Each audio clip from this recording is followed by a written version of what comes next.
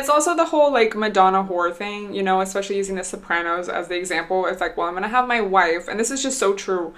This is like the whole trad wife thing, bro. Like these guys. I have my wife who, you know, I'm with publicly because they look good, they're not gonna embarrass me, they're wholesome, they'll take care of, you know, the kids and like fill that role. And then I'm gonna have all my whores on the side that are gonna play their role. But you would never really like mix the two. I mean, that does happen, you know, where the mistress becomes the main bitch. But you know, just generally speaking. So a man being like, oh, my wife, like that's not really an honor. It's like, oh, cool, like you want me to do all this stuff for free and like just be your little like maid.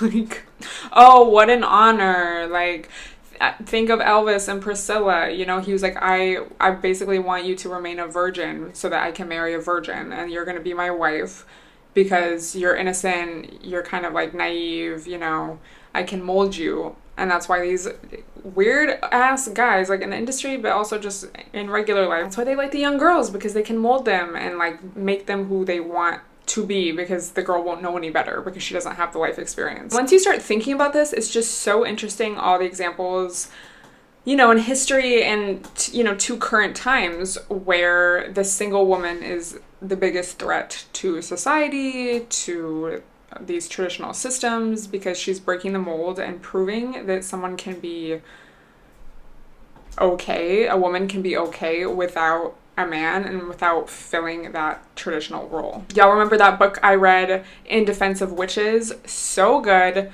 Goes into the history of, you know, the witch, which is basically just a woman who's alone, or like an old maid, and it's like, oh, they're evil, something's wrong with them, they're always painted as someone who's like ugly. And then you see even now, you know, Taylor Swift, whether you like her music or like her or not, but she publicly says who she's supporting in the election, and the people on the other side are like calling her a cat lady. Oh my god, like as if that's like a bad negative thing, you know. It's like, oh well, you must be choosing the wrong option because you're just a crazy cat lady who's unmarried with no kids. Like, well, your opinion doesn't even matter. And so they always try to use that against you, when the alternative typically, you know, statistically speaking, is usually worse. So again, that's why it's so important to be okay alone, to be okay by yourself, to build your own community of friends, other women, your support system, to have your own hobbies, make your own money, so that you can be very selective when it comes to choosing a partner, you know, especially if it's going to be a man, because a lot of women are forced to stay in these relationships or get into these, you know, bad relationships with men because they feel like they don't have another option, whether that's like financially or just even like, this is the only person who's going to, you know, quote unquote love me or support me or be there for me. That doesn't have to be the case. You know, you can build your own support system. And I think just when you really know yourself and have a really strong connection to your inner self and your inner voice, that's when you're going to be able to have the clearest mind to make the best decisions and have the best discernment when it comes to these guys, you know, because the goal in life should not be to be a trad wife. Like, what do you gain? Like, unless you're very, very rich, you're going to be exhausted and eventually resent that. Like, you might love your kids, you might even love your husband, but you're going to resent being taken for granted, not having another option. If something were to happen, why is there this gap in your resume, you know? It's just important to think about everything. I'm not saying marriage is bad or if you want to be a stay-at-home mom, but there's like a difference, you know?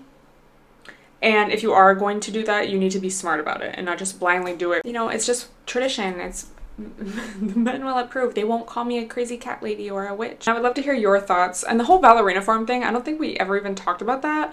But that's a whole like sad story in and of itself. I mean, I like her content, but like reading her story, like her billionaire husband, like, oh my god, bro. Look into it. Like, well, we don't even have time to get into that today. But anyway, let me know your thoughts on the whole trad wife trend. I just think it's like an aesthetic, but then it's like weird because it's kind of a risky thing for people to promote, you know? There's literally someone, I was reading an article, this girl's charging $6,000 for her How to Be a Trad Wife course because she's a trad wife, you know, with her $6,000 course per person. Oh yeah, very like making an afternoon tea waiting for your husband to come home from work. Off the ludes.